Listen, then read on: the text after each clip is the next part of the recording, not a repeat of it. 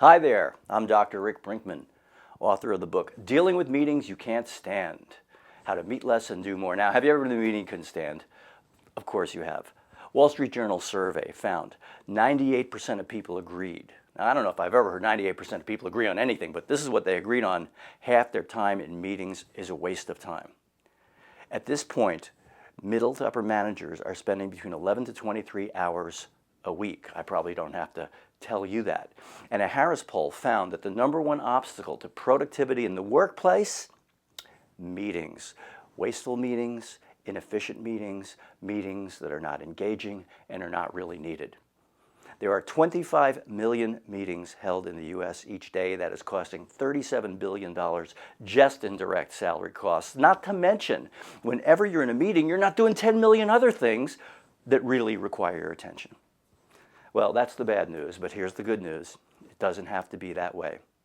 In my research over the years, I found that there are 4 areas in meetings that cause problems. And the top 40 things people have told me over the last 10 years of what really gets in the way of a meeting being good all fall into these 4 categories. And they are preparation, people, process, and time. So preparation, of course. Is there agenda? Is there a personal agenda, or there's no agenda?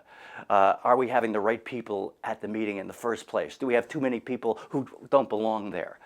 People, know-it-alls, go on and on and on to hear themselves talk. Negative people, you've got an idea, they say, pull, boom, got that one. All they're looking at is the dark side. You got people who dominate the conversation. Then you got people who say, and you never hear from them, and yet you could be in a meeting where, okay, it's time to give feedback about the new policy. What do you think?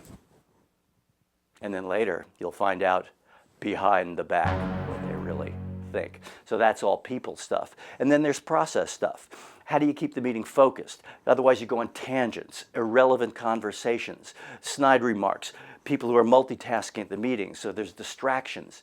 Not only that, balancing the participation so that the assertive people can't dominate, and so the passive people have to contribute.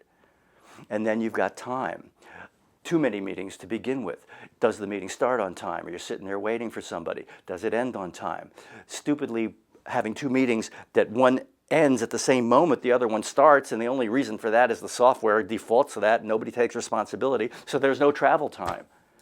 Well, it doesn't have to be that way. I developed a process over the last 10 years applying conscious communication to meetings, and it addresses every single one of the top 40 things people have told me and what makes meetings wasteful. And in fact, here's what a couple of Boeing engineers had to say to me after hearing my presentation in a live seminar.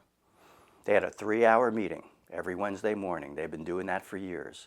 The first time they put this process in place, they got it all done in 1 hour. And what really impressed them, they got more done at higher quality in 1 hour than they ever did in the 3-hour period. So that's the good news. Check out Dealing with Meetings You Can't Stand, How to Meet Less and Do More. And keep in mind that it doesn't matter if you're in charge of the meeting, because if you were just an attendee and you go up to somebody who is in charge and say, hey, how'd you like to hear an idea that makes our meetings shorter, more focused, and more productive? It's a rare human being who says, we don't want that. What are we going to do for misery and wasted time? Everybody hates meetings. So let's make a difference and let's change that.